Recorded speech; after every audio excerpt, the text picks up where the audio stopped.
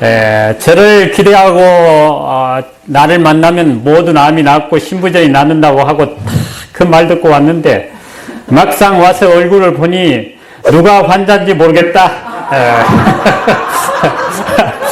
그런 분들이 많습니다. 그러나 보이는 것만이 전부가 아닙니다. 많은 사람들이 선물을 받을 때 포장지를 보고 실망을 하는데 물건은 뜯어봐야 그 내용을 알 수가 있듯이 제 강의도 여러분이 들어봐야 그 진가를 알 것입니다. 여러분, 어떤 병이든지 영양이라고 하는 것이 뭡니까? 어떤 음식을 먹고 어떻게 해야 되는가? 이것에 대하여 너무 많은 사람들이 골머리를 앓고 여러 가지 종류의 어떤 음식에 대해서 이야기하고 어떤 특정한 음식이 좋다. 그렇게 하면 그 음식을 먹는데 사람마다 요구하는 음식의 종류와 양이 다릅니다. 예를 들어서 100%라고 하는 병을 고치는 방법이 있어요. 근데 그 중에 어떤 분은 10%만 해도 낫는 분이 있습니다. 그리고 어떤 분은 20%만 해도 낫는 분이 있어요. 그 병의 경중이나 그분의 체질이나 그분의 환경이나. 그런데 어떤 분은 100%를 해야만 낫는 분이 있습니다. 그럼 그 100%가 뭐냐? 그것이 사람마다 다르다는 것입니다. 그리고 영양이라고 하는 것은 복합적으로 작용을 해야 그것이 여러분의 몸에 확실한 효과를 나타내지 어떤 특정 음식이 좋다고 해서 그것만 먹으면 치우치게 되기 때문에 더 악화될 수도 있어요.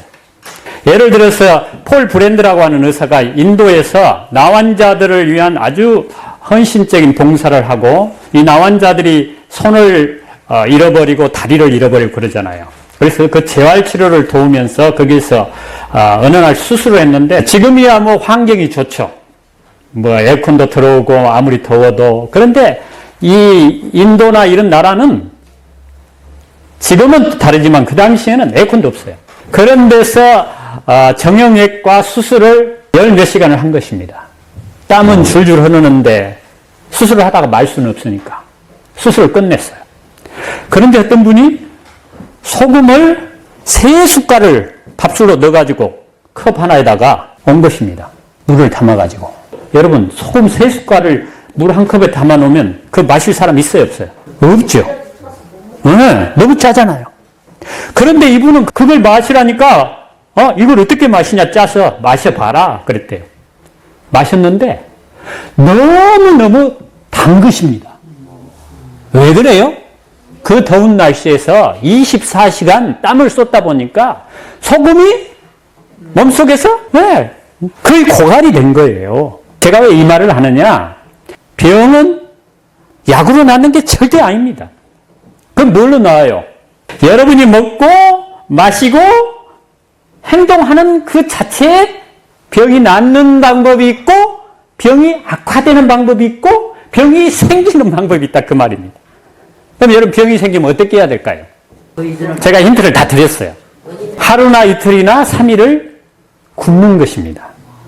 그래서 여러분의 본래의 입맛을 찾는 거예요. 본래의 입맛을 찾으면 사람마다 다릅니다. 내가 고혈압이 있으면 고혈압에 맞는 음식이 땡기게 돼 있어요. 원래는. 그런데 오늘날의 모든 음식이 내 입에 땡기는 대로 먹으면 병이 생겨요. 왜? 잘못된 습관에 의해서 뇌에 입력된 그 정보에 의해서 여러분이 먹고 있기 때문에 그렇습니다. 그래서 그것을 없애는 방법은 뭐예요? 하루나 이틀이나 이렇게 물만 마시든지 아주 간단하게 먹고 굶으면 여러분의 본래 입맛이 살아나요. 그래서 혈압을 가진 분은 혈압에 맞는 음식이 땡기도록 돼 있어요. 그리고 암이 있으면 어떤 암이냐에 따라 그 음식이 조금은 달라요. 물론 기본적인 것은 오늘 우리 영희 씨가 말한 그 방법입니다. 뭐를 해요?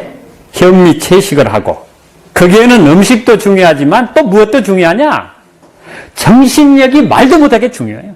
암도 마찬가지입니다. 고혈압도 마찬가지고 당뇨도 마찬가지고 신부전도 마찬가지예요. 음식으로는 어떻게 하면 돼요?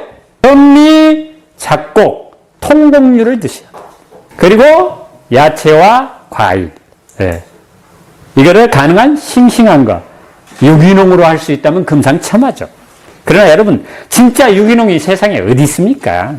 그런데 채소에 농약이나 또 현미에 농약 성분이 많을지라도 채소나 현미는 섬유질이 많기 때문에 농약의 해가 훨씬 덜합니다. 아예 없을 수는 없지만. 그리고 여러분이 어떻게 하면 또 그 해를 이길 수 있느냐? 열심히 운동하는 거예요. 땀이 뭐 하도록? 뻘뻘 나도록.